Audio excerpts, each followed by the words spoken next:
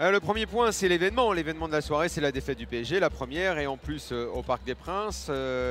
Cet événement, cette défaite, je l'explique par certainement plus des faillites individuelles que collectives ce soir, et des joueurs qui manquaient de jus ou qui sont passés complètement à côté de leur match. Et le troisième point, c'est Nice. Je pense que Farioli, qui commençait à être critiqué, va trouver du temps maintenant. Je ne suis pas sûr que Nice a gagné ce soir avec le style Farioli. Néanmoins, ça lui fera quand même du bien pour sa confiance à lui, puisqu'il avait besoin de s'affirmer, parce qu'on ne le connaît pas. Et pour les joueurs, parce que je crois qu'on ne découvrira pas que ce soir que c'est une bonne équipe, cette équipe de Nice, qui a des bons joueurs dans toutes les lignes. Et que maintenant, elle va pouvoir peut-être travailler et nous proposer le vrai style Farioli. Parce que je maintiens que ce n'est pas ce qu'on a vu ce soir. On les a vus gagner par moments. Peut-être, mais je ne crois pas que ce soit ça ce qu'eux veulent mettre en place. Ce n'est pas une équipe de contre-attaque. On les a vus gagner comme il fallait le faire au Parc des Princes en tout cas. Kevin, tes 3 points. Alors, le premier point, c'est la très belle victoire niçoise parce que je vais découvrir le style Farioli en tout cas. J'ai vu une équipe vraiment très bien organisée. J'ai pas beaucoup vu d'équipes jouer comme ça face au Paris Saint-Germain. Et pour moi, leur victoire, elle est méritée. En deux, c'est le Paris Saint-Germain qui, pour le coup, m'avait pas trop déçu depuis le début, malgré les 2 premiers matchs nuls. Mais ce soir, j'ai vraiment été déçu, notamment par les individualités, mais aussi par notamment la façon de défendre collective. Et en 3, c'est cette tactique avec notamment un joueur, Ndiaye Chimier, que j'ai trouvé extraordinaire. C'est pas la première fois que je le trouve intéressant, ça fait pas longtemps qu'il est à Nice, mais c'est un joueur qui a joué en sentinelle et qui redescendait dans la défense à 3 et à l'image de cette équipe a parfaitement défendu. Voilà pour les 3 points de Daniel et de Kevin qu'on va développer ensemble dans l'after jusqu'à minuit. Il y a un petit point classement quand même, mais si c'est que 5 journées, Nice 9 points, invaincu après 5 journées, 3 nuls, 2 victoires. 2 victoires consécutives après avoir battu Strasbourg, vient gagner au Parc. Le PSG, première défaite de la saison déjà après 5 journées, 2 victoires de nul, 1 défaite. 3e, 8 points, 2 points derrière Monaco qui jouera ce week-end bien sûr à Lorient. C'est donc parti, vous nous appelez au 32-16, supporters parisiens. Qui pourra créer un petit écart. Un petit écart, 4 points sur 5 points, que dis-je, 5 points sur le PSG après 5 journées. Bon, c'est jamais rédhibitoire. Ça aurait du sens, tu penses, toi, quand même? Après, oui, quand même, quand tu as 5 points d'avance, et surtout quand tu as l'air d'être dans des très bonnes dispositions en ce début de saison.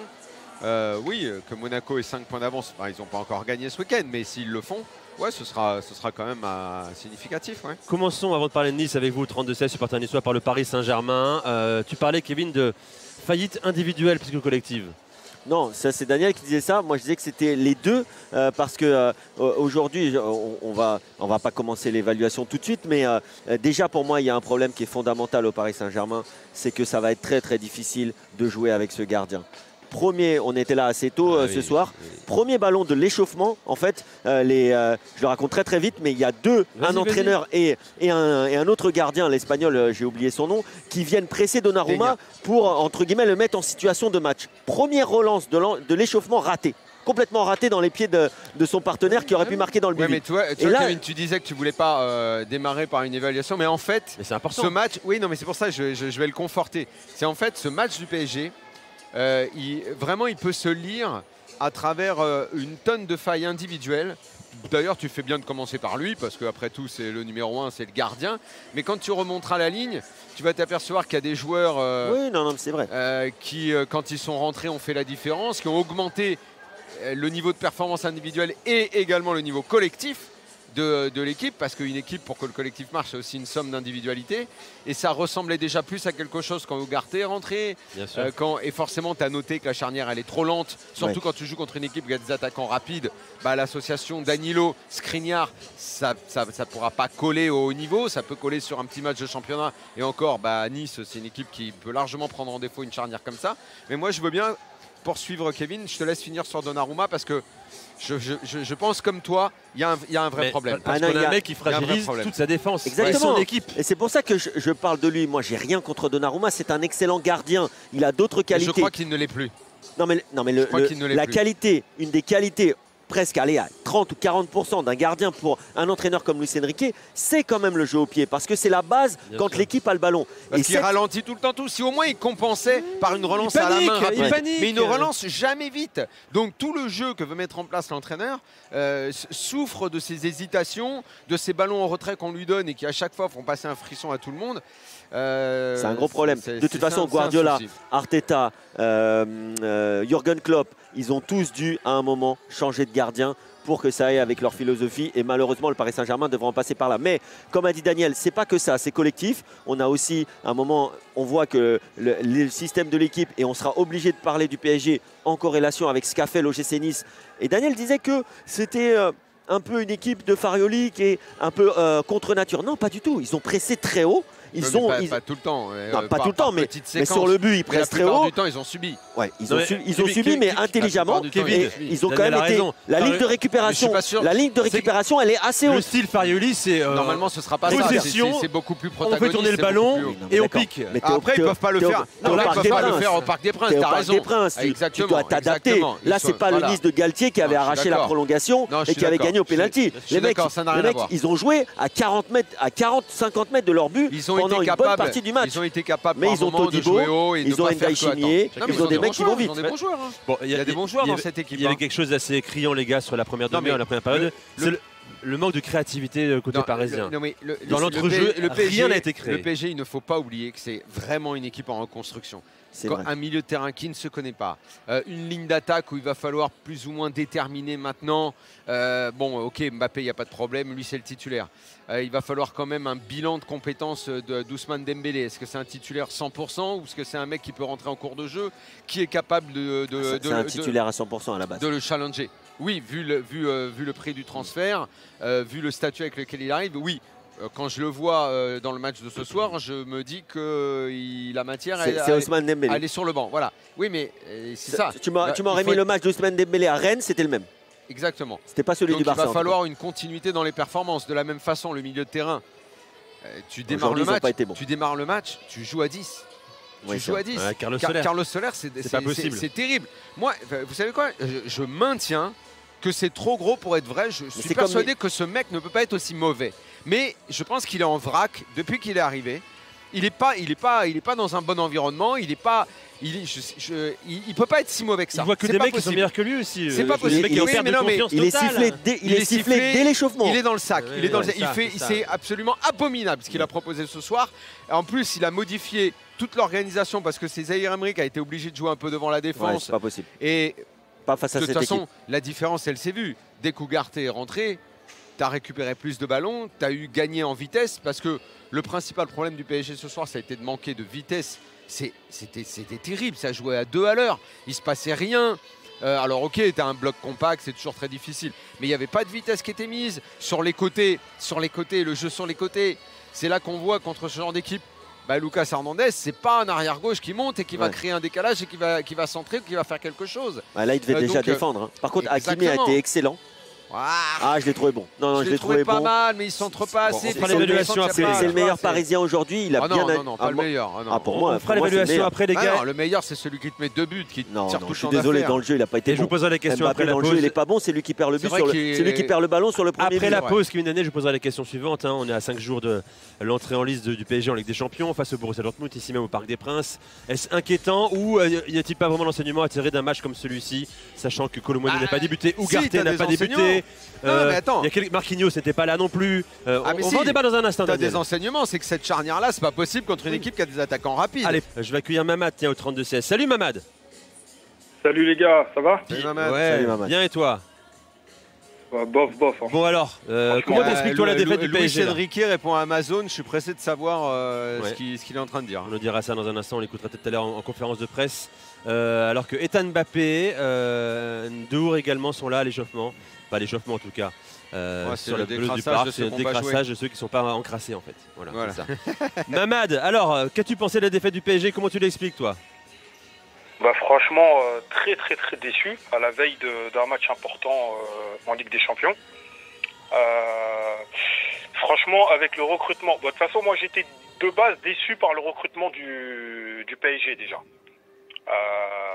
Quand on recrute Fernandez, Colomboigny, Barcola, on a un Lemina qu'on a laissé partir. Dembélé, déçu du joueur pour le moment. On a une charnière centrale, mais qui est vraiment lente. Et franchement, je préfère la charnière niçoise que cette charnière de ce soir. Ça devrait pas être celle-là souvent quand même, Mamad. Ça devrait pas être normal. On ne devrait pas la revoir celle-là. Hein. J'espère bien parce que Mofi, ils ont pris de bouillon avec Mofi. Ça c'est sûr. Skriniar, c'est le client idéal pour Mofi ce soir. Ouais, enfin, Danilo, ça va pas vite. Danilo, non il plus, a été décevant aussi. Il a récupéré pas mal de ballons quand même. Mais bon. Mais tu parles Mamad de la défense centrale, mais moi j'ajouterais Lucas Hernandez également, les trois là. Battu de vitesse. Oui, je le mets dedans. Comment il s'appelle, Hakimi, franchement, je trouve qu'il s'entre pas si souvent que ça.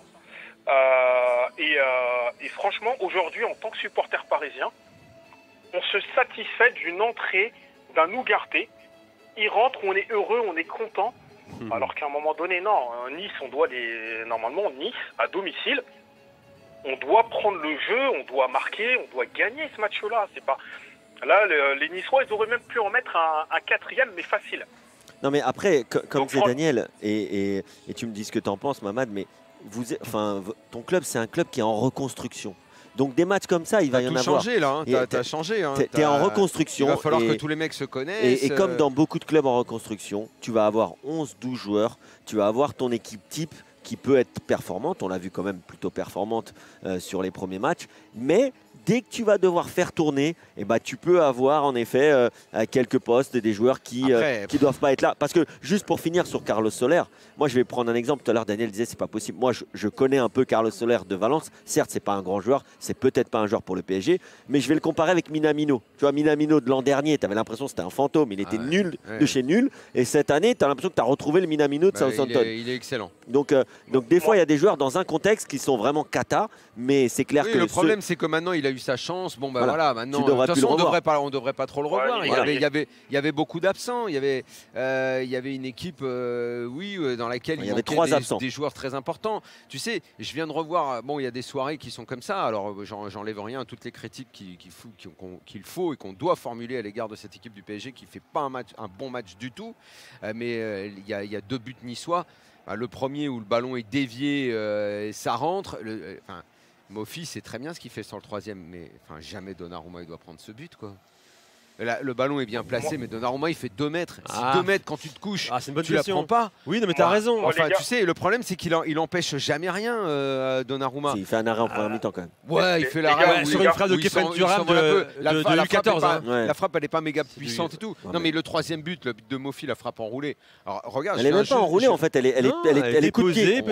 Elle est un petit peu quand même, elle a un petit effet quand même. Regarde l'image, je dis mais combien de temps tu mets à te coucher, combien de temps tu mets à aller à ton poteau, ça veut dire que tu es mal placé. Si tu la prends celle-là, c'était mal placé.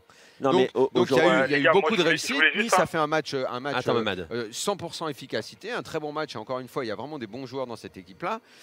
Donc les gars, pas d'inquiétude à 5 jours du Borussia. De toute façon, tu ne peux pas être inquiet. Après 4 matchs, 5 matchs. Non, mais attends. Tu sais, il y a des années où le PSG cartonnait pendant 6 mois pour finalement s'écrouler dans la deuxième partie de saison. Cette équipe, elle est en reconstruction. Tu t'aperçois qu'effectivement, un Ugarte est devenu essentiel. Qu'au milieu de terrain, Soler, peut-être que ce soir, Luis Enrique avait besoin de voir et il a vu que il ne peut pas lui faire confiance et que donc il y a peut-être même des jeunes, Cherhendour ou d'autres qu'il faudra essayer à sa place.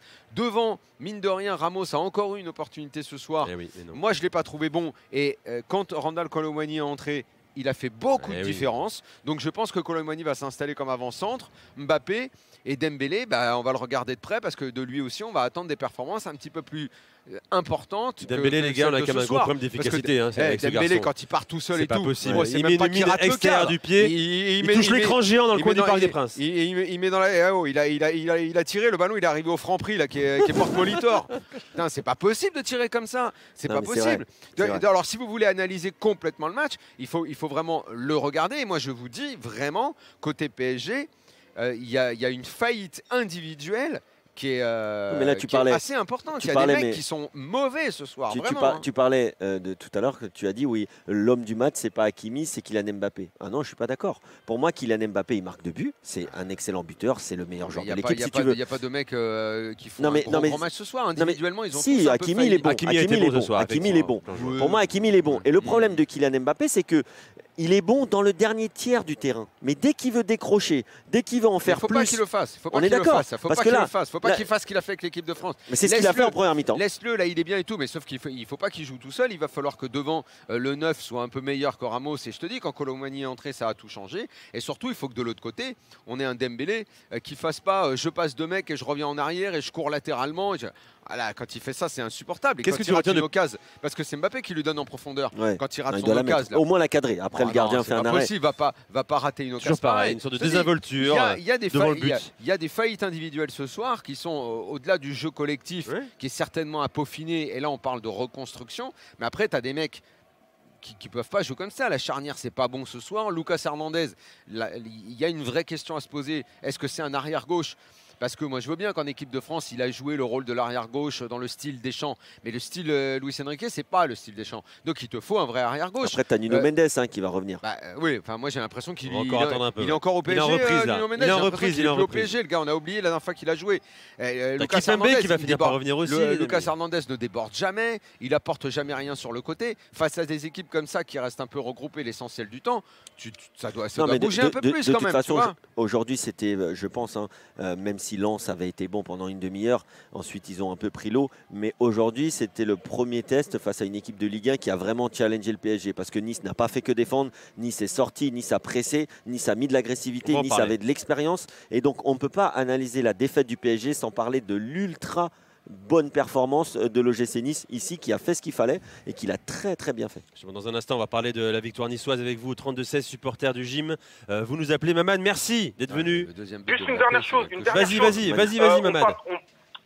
Depuis tout à l'heure, on parle de reconstruction, mais jusqu'à quand, à quel moment on pourra estimer que c'est une bonne question. Est-ce que tu peux estimer que c'est cette saison, dans 3 mois? La saison vient de démarrer. Il est probable d'ailleurs, et c'est ce qui a été dit dans tous les discours, que quand tu démarres comme ça une nouvelle aventure, en plus avec à pas mal de postes des joueurs qui ne sont pas des stars, puisqu'on a totalement changé la politique sportive, il est probable que ce soir il y ait moins d'ambition en Ligue des Champions. Moi, j'ai jamais exclu depuis le début de la saison que le PSG soit pas champion cette année. Oui, et qu'il faille 2-3 saisons pour. Si tu te tapes un Monaco qui fait une saison extraordinaire, pourquoi pas, c'est envisageable que le PSG ne soit pas champion. Mais la reconstruction, c'est 2 ans, parce que déjà, on l'a dit tout à l'heure, je pense que tu seras d'accord avec nous, il va falloir que vous trouviez un gardien dans les prochains mois. Mais le gardien, il est là, le gardien, il faut prendre la décision de le changer. Donnarumma en très peu de temps. Non, pas Keylor Navas, tu parles du jeune espagnol. Navas, c'est là encore. Il y a le jeune espagnol et il y a Navas, tu vas pas le remettre maintenant. Ah, tu sais. Je sais pas. En tout cas, Enrique est un peu évasif quand il parle de la concurrence hier. Mais Donnarumma. Après Navas au pied, c'est pas. Ça fait pas longtemps qu'il est au PSG, Donnarumma. Mais il a été marqué de ce tampon qui ces dernières années a fait beaucoup de mal au PSG, le tampon des losers. Et quand on a à la fin de la saison dit qu'il fallait tout changer, parce qu'il fallait enlever des têtes qui avaient un peu trop perdu, c'est pour ça que beaucoup de joueurs sont partis. Donnarumma, le soir du match à Madrid, il a pris le tampon au milieu du front et il n'a pas réussi à se l'enlever. Il l'a sur lui, ce tampon. Même avec l'Italie, il y a beaucoup de débats en Italie. Le but qu'il prend contre la Macédoine du Nord, il n'est pas transcendant. C'est pas le Donnarumma de l'Euro 2021 qui avait la sensation. Alors son jeu au pied n'était pas meilleur que maintenant, hein, mais déjà il était un peu plus en confiance. Et quand tu es un peu plus en confiance, peut-être que la passe, tu l'as réussi un peu plus. Et il avait une forme de charisme qui mettait tout le monde en confiance. Là, on a l'impression qu'il est grand et en fait il n'est pas grand. Donc le tampon de la loose, il l'a. Et tu remarqueras que dans cette équipe, il n'y a plus personne avec le tampon de la loose. Il y a Marquinhos qu'on voit là justement avec ses enfants là sur la pelouse du parc. Il reste Marquinhos. C'est un des joueurs cicatrices du PSG. Voilà, peut-être que lui, tu vas en avoir besoin quand même. Voilà, je pense que tu vas avoir besoin de lui. Mais peut-être que c'est le dernier qui restera avec ce tampon-là. Parce que j'estime que Mbappé n'a jamais eu ce tampon de la loose. Même s'il en a traversé des moments de loose. On parle de Nice à présent, je le disais, 5 matchs. toujours invaincu dans ce début de saison. Farioli est arrivé avec quelques doutes autour de son expérience notamment, même si Yoann Crochet nous en parle souvent, il nous en dit plus grand bien. En tout cas voilà, ici une victoire référence. Comment vous la qualifiez cette victoire niçoise? Daniel, tu l'as dit, on n'est vraiment pas dans ce que veut faire sur la durée Francesco Farioli. C'est au Parc des Princes. Alors déjà, une victoire au Parc des Princes, c'est le pire truc d'une équipe qui vient gagner contre le PSG au Parc. C'est vraiment le piège à tous les coups. C'est vrai. Il y a 1000 exemples d'équipes qui sont venues gagner là. Qui sont effondrés ensuite. Exactement. C'est certainement bon pour leur confiance, c'est certainement bon pour leur progression, mais en aucun cas ça doit être, ou ça peut être une référence. Je me souviens de l'année dernière de Monaco qui avait fait un match ici extraordinaire. Vraiment, ils avaient fait un gros match en début de saison, à peu près même période. Et derrière, ça n'était pas transformé en quelque chose de bon tout au long de la saison. Jusque-là, ce que Nice avait proposé, c'était à peine encourageant. On devinait par séquence ce que Farioli essayait de mettre en place. Contre Strasbourg, il y avait victoire, mais c'était franchement un match à chier. Là, ce soir, bah oui, ce sera plus simple pour Mofi quand il y a de l'espace. Pour Mofi, c'est plus compliqué quand des équipes vont venir là-bas à Nice et que ça ne va pas se livrer. Il aura plus de mal. Donc il va falloir voir maintenant si Farioli peut effectivement mettre ses idées et que Nice peut prendre totalement le match à son compte et être totalement protagoniste dans un match. Pour moi, je demande à tout voir. Ça dépend contre qui tu joues. Aujourd'hui, tu ne peux pas demander à une équipe qui joue contre Kylian Mbappé et Ousmane Dembélé de jouer tout le match dans le camp de l'adversaire. Donc aujourd'hui, je t'ai pas demandé ça. Non, mais je te dis, si tu joues contre Marseille, c'est pareil. Tu vas jouer contre Sarr, contre Aubameyang. Il y a un moment. Moi, ce qui est important, il y a une adaptation, c'est normal. Ce qui est important, c'est la ligne de récupération. Et la ligne de récupération, elle est haute pour les Niçois dans la première heure de jeu. Ils sont très hauts, ils gênent la relance, ils pressent Donnarumma. Et c'est là où ils ont été très forts, ils se sont créés des grosses occasions, ils ont joué avec leur force parce que Mofi c'est un joueur quand même qui a besoin d'espace, donc ils ont joué aussi en bloc bas quand le Paris Saint-Germain avait des phases de domination et c'est bien normal au Parc des Princes, mais ils ont réussi à tout faire, ils ont réussi à jouer haut, récupérer des ballons, être agaçants, être harceler vraiment le porteur de balle, notamment le gardien, et ils ont réussi à marquer. Et en deuxième mi-temps, ils ont joué plus dans des contre-attaques parce qu'ils menaient au score, et ça a aussi fait mal au Paris Saint-Germain. Ils ont souffert sur la fin de match. Ils ont réussi à tenir en encaissant que 2 buts. Franchement, leur match, il est parfait. Après, bien sûr, quand ils vont jouer contre d'autres équipes, ils n'auront pas forcément une ligne de récupération si haute ou ils n'auront pas forcément l'occasion de jouer si bas pour utiliser la vitesse notamment de Terem Mofi. Mais ce qu'ils ont fait ce soir, honnêtement, je pense que ça peut être un match référence. Et moi, je trouve que ça va leur servir quoi qu'il arrive. Méfie-toi, la victoire au Parc des Princes qui transforme les équipes en champions du monde, c'est vraiment, on a vu ça, on a vu ça 1000 fois. Tu te rappelles de la victoire? T'as pas assez d'expérience en la matière, Kevin. Non, mais attends. Les équipes qui sont venues faire des gros matchs ici. Non, je suis pas d'accord. T'es pas d'accord avec le fait que les équipes qui sont venues faire là, il y en a une tonne qui derrière ont rien fait? Non, mais ça dépend de l'équipe. Quand c'est une petite équipe. Mais plein. Marseille notamment aussi. Monaco, je dis pas que Nice va être champion, c'est pas du tout ce que je dis. Mais Monaco, quand ils sont champions, ils font un gros match au Parc. Montpellier à l'époque, quand ils sont champions, je me rappelle, ils font un match énorme au Parc avec un Belanda qui avait été dernière, Monaco fait un super match ici. Derrière, ils ont rien fait. Ça peut arriver il y en a aussi plein que des tu fasses un équipes bon match. qui font des bons matchs. Mais aujourd'hui, un entraîneur qui est en difficulté, ça va lui faire du bien. Les joueurs vont croire encore plus. Moi, je te dis, ne t'emballe pas. Mais regarde Nice parce que de toute façon, moi, je suis curieux de voir cet entraîneur. Et j'aime beaucoup les joueurs qui sont dans cette équipe. Je ne m'emballe pas du tout. Mais les 4 premiers matchs, ils étaient à chier de Nice. Oui, mais ils auraient pu gagner 2 des 4 matchs. Strasbourg, c'est un bon match. Très moyen, mais c'est pas à chier. À chier, c'est plaisant ou quoi? On va arrêter avec les gars. On va dire pourri peut-être. Le Nice-Lyon, c'est une purge effectivement. C'était vraiment pas bon. 0-0 contre Lyon, c'était pas bon du tout. On s'en souvient aussi. Arrêtez. Après, bon, perdu le match depuis le début de saison. Ils estiment qu'ils auraient dû gagner la J1 ou la G2 aussi. Ils menaient au score. Quentin est avec nous, 32-16, supporter de Gym. Salut Quentin. Oui, salut messieurs. Heureux de t'accueillir dans l'after avec Quentin. Daniel et Kevin. Alors, t'écoutais à l'instant le débat entre Daniel et Kevin. T'es d'accord avec qui? C'est pas ce soir qu'on sait ce que la façon dont Nice va jouer, dont Nice va progresser? Bon, il y a pas mal de choses sur lesquelles je suis souvent pas d'accord avec Daniel, mais là il a entièrement raison. C'est le piège à fond entre guillemets de s'emballer après un match comme ça. Enfin un match après une victoire au Parc plutôt qu'un match comme ça, parce que là ce qui est chouette dans l'histoire, c'est qu'on a été cohérent de la première à la dernière minute. Ça c'est vrai. Mais c'est pour ça que c'est pas s'emballer. Laisse-le parler, laisse parler Quentin, Kevin, s'il te plaît. Vas-y. On a été très haut d'entrée et ça c'est pas forcément une surprise parce qu'on savait qu'avec ce style de jeu là face à une équipe qui a le ballon, et je pense que d'ailleurs avec Farioli, on va être plus à l'aise avec des équipes qui prennent le jeu à leur compte. Donc, il y en a pas 50 dans ce championnat, mais ça va être surtout Marseille, Monaco et Paris, où là, on presse très très haut, on est costaud défensivement, ça fait déjà plusieurs années maintenant. Mais là, voilà, on a une vraie identité de jeu, on sait comment on joue, on presse très très haut, on empêche la première relance. Le problème qui peut se poser si on va au-delà de ce match, c'est de jouer contre des blocs bas. C'est là où il va se poser le problème et c'est là que ça donne des purges comme on a pu voir contre un peu moins Strasbourg, mais surtout contre Lyon, Lorient, etc. Parce que Farioli veut absolument casser des lignes au milieu de terrain, mais casser des lignes avec un triangle bas. Et c'est là où ça pose problème. C'est ça qui donne des phases arrêtées où on n'arrive pas à avancer.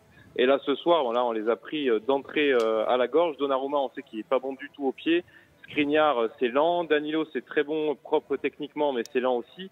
Et là, voilà, Mofi, le milieu de terrain, il n'y avait que 2 mecs parce que Soler était à la cave. Non mais les gars, en fait, personne ne s'enflamme sur la victoire de Nice. Mais il faut savoir que dans le foot, ce que tu dis, être face à un bloc bas, toutes les équipes ont du mal. Toutes les équipes, même Manchester City, ils ont du mal dans certains matchs de Première Ligue. Le Bayern a du mal. Tout le monde, le PSG, Marseille, qui tu veux. Donc que Nice ait du mal, c'est normal face à un bloc bas, puisque toutes les équipes à n'importe quel niveau, elles ont du mal face à 11 mecs qui défendent leur surface de réparation. Par contre, ce qui est très très dur, mais ce que tu as dit, et ce qui est très très dur dans le foot aujourd'hui, c'est d'arriver à presser ensemble, collectivement, de la première à la dernière minute, que ce soit une ligne de récupération haute, médiane ou basse.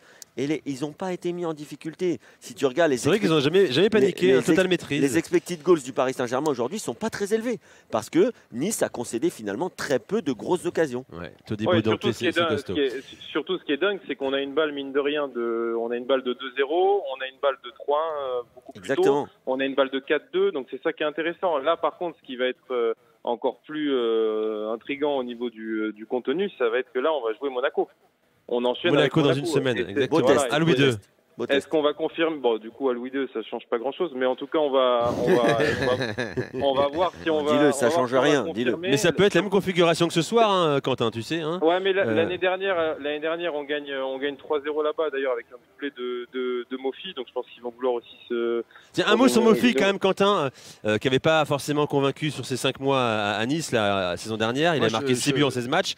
Qu'est-ce qu'on attend de lui, les gars? Est-ce que ça peut être sa saison? Est-ce qu'il peut tout exploser? Je rappelle que dans ce qui fait partie pour moi des enflammades rapides, machin, ou des propos un peu trop rapides, dans ce début de saison, après la 2e ou la 3e journée, je ne sais plus, à Nice, il se disait déjà que Mofi n'était pas un attaquant pour le style Farioli. C'est vrai. Mais la question se pose encore ce soir. Hein. Ce soir, Mofi fait un gros match devant. Il est sur les deux. Bon, le premier, moi, je lui accorde. Je sais pas, il lui a accordé officiellement le premier. Oui, il lui a accordé. Oui. Bon, bah alors donc, voilà, il met 2 buts ce soir.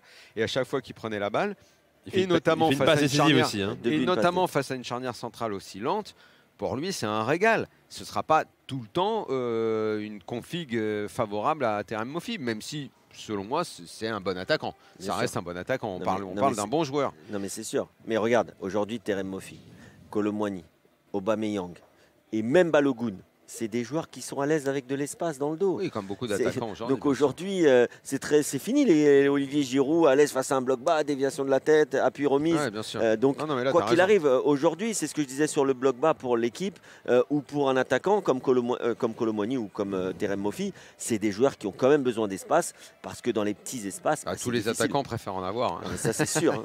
Ça, c'est sûr. Merci Quentin d'avoir fait le 32-16. Merci beaucoup, j'embrasse mon père qui m'écoute et ma chérie Maïda qui m'écoute. Eh ben, on embrasse ta chérie et ton père aussi. Alors, les deux. Bonne soirée à toi, Quentin. Moi, ce qui est intéressant dans la victoire de Nice, c'est que comme depuis le début de la saison, il y avait un peu d'interrogation autour d'eux et qu'il y a toujours cette idée de qu'est-ce que veut réellement faire Ineos, est-ce qu'il y a vraiment un projet? Eh bien, je suis content de voir que quand j'ai regardé la compo, j'ai trouvé qu'au milieu de terrain, c'était solide, que la ligne d'attaque, c'est bon, que donc ils alignent un 11 qui a vraiment de l'allure, avec un entraîneur qui a des idées. Et au moment où, dans ce début de saison, on a un peu tiré la gueule au mois d'août, parce que moi, j'ai trouvé franchement que la Ligue 1 n'a pas bien démarré, je suis satisfait de voir que Nice va pouvoir se mêler à la bagarre dans le haut du classement. En tout cas, j'espère que c'est l'ambition du club, avec les joueurs qui sont dans cette équipe, et avec la confiance que va peut-être gagner Farioli ce soir et qu'il va réussir à transmettre. Tu as réussi à garder Todibo et Thuram grâce à l'Euro qui arrive. On va voir ce que va faire Marseille avec peut-être une modification tactique on va en parler dans un demain. instant. Mais Marseille, Paris, Monaco, Lille, Rennes, Lens. Nice, Lens, pour l'instant, se c'est réveiller. un peu en doute. Mais bon, il faut que notre Ligue 1 démarre parce que je pense qu'elle n'a pas encore vraiment démarré, moi. Et ce mois d'août m'a En déçu. tout cas, Monaco-Nice, c'est alléchant. On va voir. Ce sera les chances, ce sera vendredi exactement. prochain. On a aussi un PSG-OM, les gars, dimanche soir. Ici, Là, Paris rentre dans une qu'on folle vivra semaine, hein. On a que semaine de Coupe d'Europe, en direct. PSGOM dimanche. en direct du Parc des On est Princes. bien là.